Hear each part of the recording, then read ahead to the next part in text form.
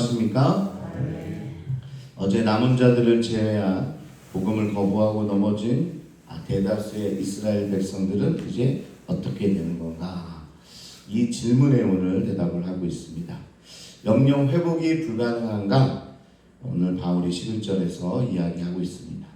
그들이 넘어지기까지 실족하였느냐? 그럴 수 없다.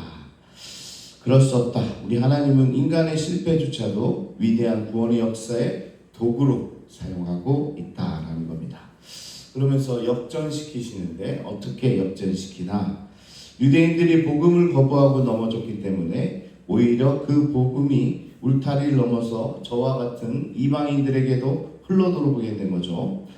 유대인들이 안 받겠다고 밀어낸 선물이 문 밖에 서 있던 이방인들에게 불러온 겁니다. 인간의 거부가 하나님의 더 큰 계획을 막을 수 없다는 거죠. 자, 그런데 여기서 그러면 이방인들만 우리들만 구원받고 이스라엘 백성들은 다 버려졌느냐? 이 질문이 오늘 나오게 되는데요. 어떻게 될지 오늘 사실 말씀을 봐서 알겠지만 오늘 이스라엘 백성들에게도 구원이 어떻게 이르게 되는지 한번 살펴보도록 하겠습니다. 바울은 17절부터 아주 생생한 비유 하나를 꺼내는데요. 감람나무, 곧 올리브나무 비유를 여기서 꺼내게 됩니다. 1세기에 중동 지방의 원예를 이해해야 이 비유가 살아나게 되는데, 저도 야채도 길러본 적이 없고 꽃을 키워본 적이 없으니까 저는 그냥 말씀으로만 이해를 하는데, 여러분들은 이런 경험이 있을지 모르겠네요. 오늘 접붙임의 능력입니다. 접붙임. 당시 농부들은 참 감람나무가 병에 들거나 더 이상 열매를 맺지 못할 때 들판에서 자라던 쓸모없는 야생 돌 감람나무를 잘라다가 어린 가지를 잘라다가 참 감람나무에 접을 붙였다고 합니다. 자, 그럼 어떻게 됩니까? 신기하게도 나무가 다시 활기를 되찾고 열매를 맺게 되는 거죠. 여러분 신기하지 않습니까? 저는 말씀을 보면 참 신기하다. 이 원나무가 죽어가는데 저 들에 있는 돌감람나무를 딱 잘라가지고 여기 원나무에다 붙이니까 어떻게 해요? 다시 힘을 얻어서 열매를 맺게 되는 게 이게 접붙임이라고 합니다. 여러분들 해보신 경험이 있는지 모르겠는데 농사를 지어본 분들은 이 접붙임을 하는데 이게 진짜로 다 죽어가는데 접붙임을 잘하면 거기서 다시 열매가 생긴다는 겁니다. 저도 어떻게 이렇게 될까? 참 자연이 놀라운데 이 비유를 가지고 오늘 이스라엘 백성들과 또 이방인들의 구원에 대해서 오늘 바울이 설득해 나가는 겁니다. 이방인이었던 저와 여러분이 바로 그 돌 감람나무 가지라는 거죠. 들판에서 아무렇게나 자란 열매도 없고 쓸모도 없는 야생까지 영적 고하고 언약 밖에 있던 이방인들입니다. 그런데 하나님께서 십자가의 은혜로 우리 같은 자들을, 쓸모없는 자들을 싹둑 잘라내서 아브라함 때부터 이어온 거룩한 참 감람나무에 접붙여 주셨습니다. 할렐루야.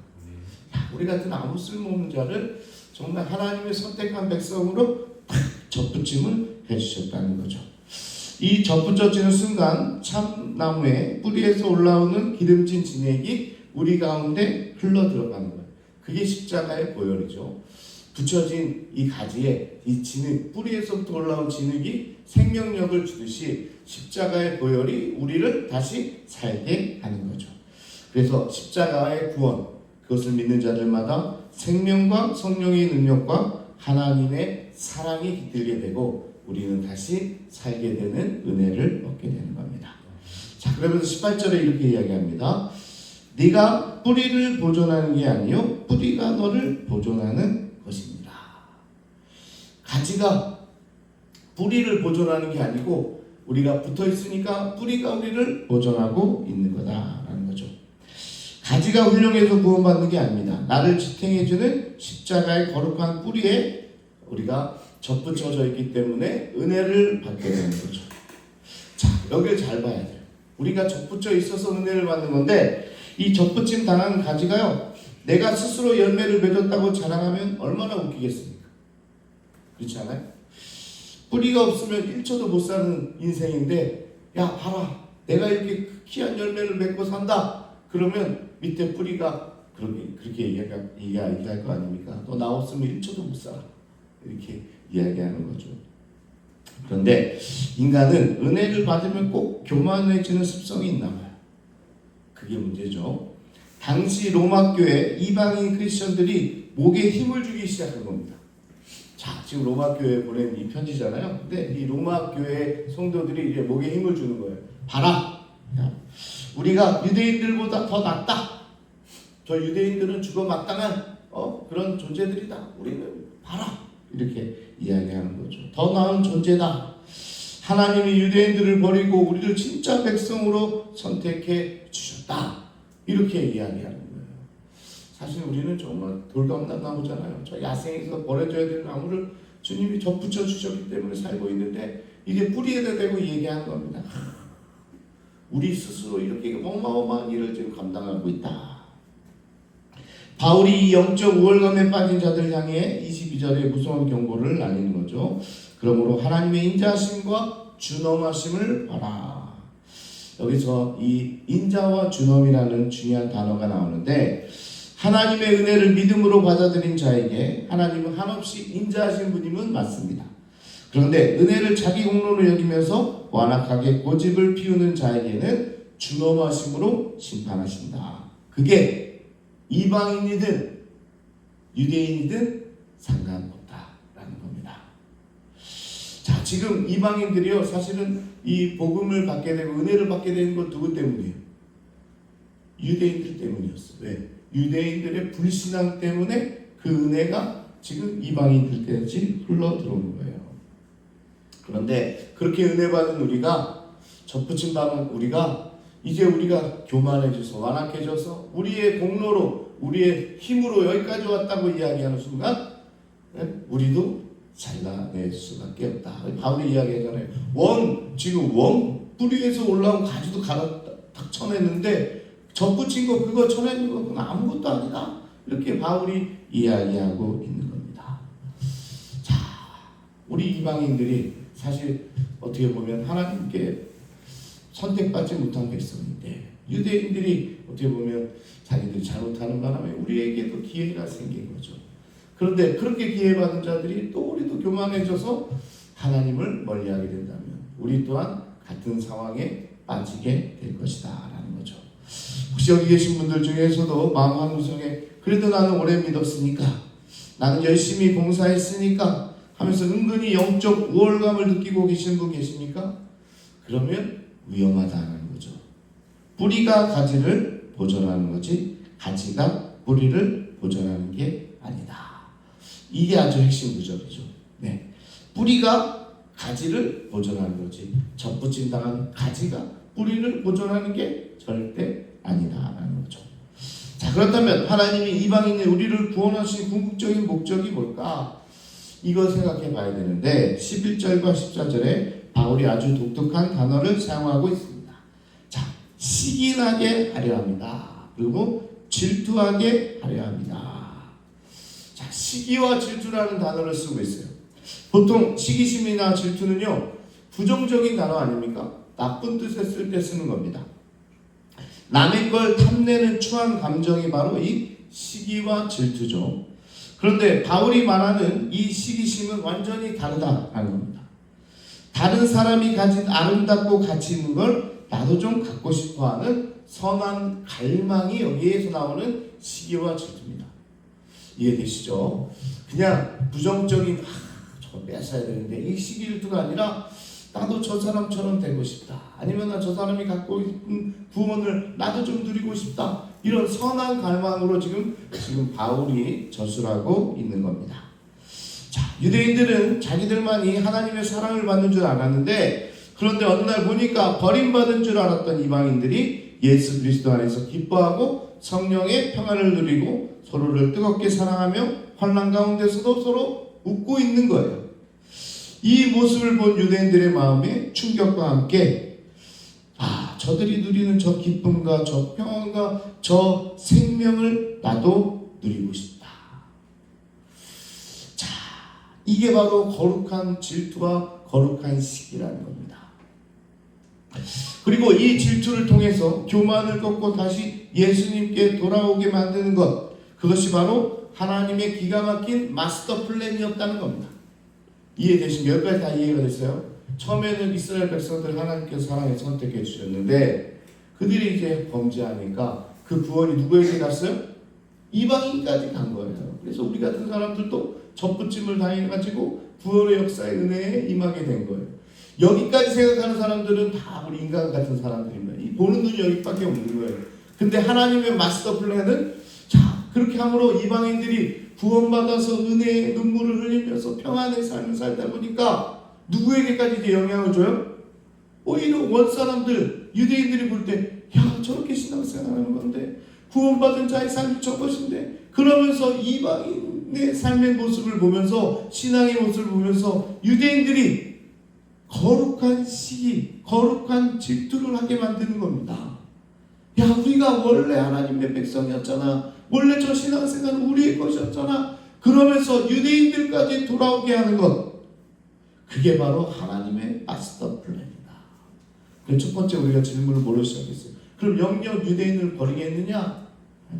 그렇지 않다. 하나님은 유대인들도 돌아오기를 원하시고 또 이방인들도 접붙여 주시기를 원하시는 거예요.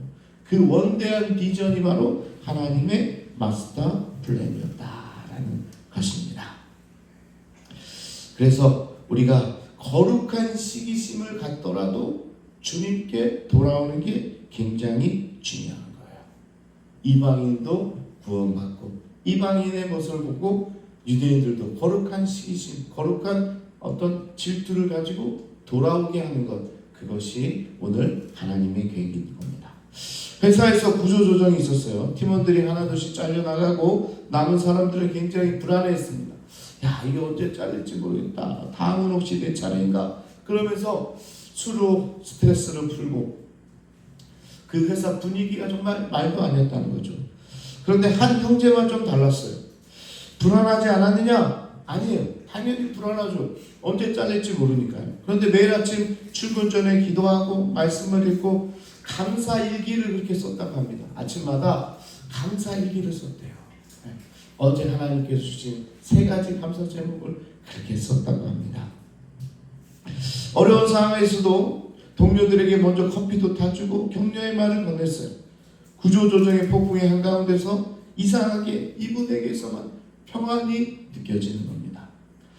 그래서 어느 날 옆자리에 동료가 물었어요. 너는 어떻게 이 상황에서 그렇게 담담할 수가 있냐?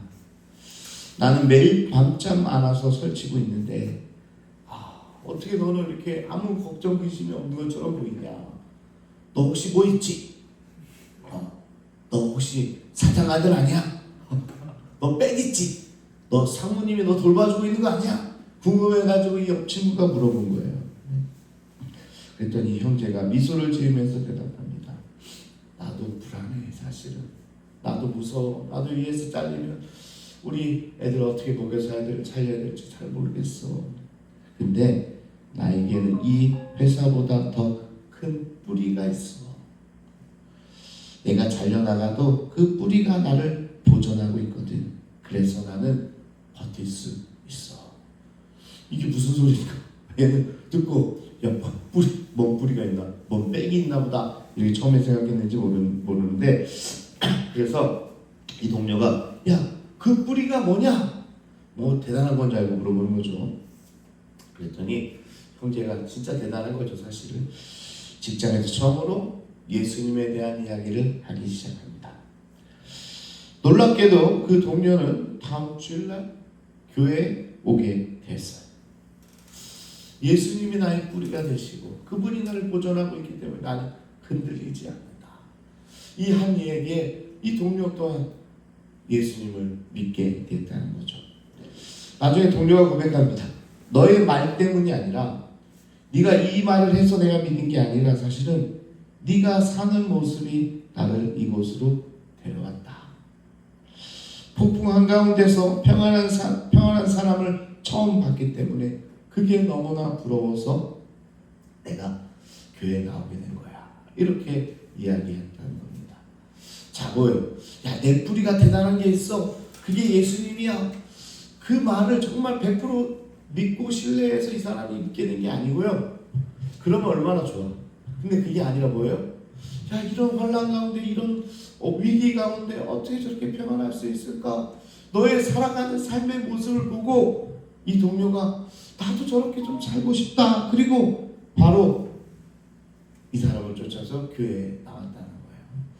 이게 거룩한 시기심이라는 겁니다. 저 사람이 가진 게 뭐길래 저렇게 평안할까? 나도 저걸 좀 갖고 싶다. 이 질투가 전도보다 더 강력한 복음의 통로가 될 줄로 믿습니다. 설교 100번보다 평안한 삶 한 번이 더 강력함을 보여주고 있는 거예요.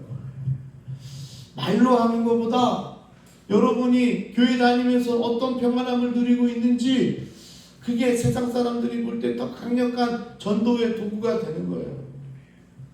요즘에는요, 노방전도에서 뭐 나눠주고 예수 믿는다고 그게 잘 안 통하잖아요. 그게 어려운 시대를 지금 우리가 사는 거예요. 그 사람들을 변화시키는 거는 이 말이 아니라 뭐예요? 내가 어떻게 살고 있느냐입니다. 내가 전도지해야 돼요. 나는 개판으로 살고 있으면서 야, 교회 다녀, 너 예수 믿어? 그러면 그 말은 아무 영향가가 없는 거예요. 나가서 아무리 전해도 그게 능력이 없는 겁니다. 뭐예요? 내가 그런 삶을 살아야 되는 거예요. 그래야 이 사람들이 거룩한 질투심을 가지고 야, 나도 좀 저렇게 한번 살아보면 좋겠다. 저도 군에 있을 때 선임병이 그런 얘기를 해요. 야, 너는 어떻게 군의 생활이 힘들지도 않냐? 걔도 이병, 나도 이병이었는데 야, 부러워서 저를 야, 너 군 생활이 힘들지 않아? 어떻게 네 얼굴에는 미소가 사라지지 않냐? 넌 항상 왜 이렇게 밝은 모습을 띠고 있냐? 그냥 물어보는 거 저한테. 그래서 저도 그때 그랬어요. 예수 믿어서 그래. 야, 그랬더니 그 친구가 진짜 그 선임병이 그 다음에 원래 불교 신자인데 교회 나왔더라고. 자기 너무 힘든데 저 보니까 뭔가 있는 것 같아. 어떻게 저렇게 맨날 웃고 다니는지 미소가 있는지 자기는 불안해 죽겠는데 예수 믿으면 정말 그렇게 되나 하고 다음 주에 나왔더라고요. 여러분, 우리가 환난 속에서 평안을 잃지 않고 손해를 봐도 원망하지 않고 고통 속에서도 감사하며 기뻐할 때 세상 사람들이 저게 뭐야? 라고 물어볼 겁니다. 우리도 세상처럼 뭐가 생기고 막 움켜잡으려고 그러고 안 놓으려고 그러고 막 싸우려고 막 그런 모습 보면 쟤나 나나 못하는 게 없구나 이렇게 얘기하지만 오늘 고난 가운데 오히려 평안하고 내어주고 나눠주고 그래도 항상 평안과 기쁨이 넘치면 야, 쟤 뭐 뒤에 뭐가 있나 보다. 분명히 저 뒤에 뭐가 있으니까 한번 가서 내 그 비밀을 찾아내고 말겠다. 그리고 한번 슬쩍 와보는 거예요. 성산교회 가니까 뭐가 있는 것 같아.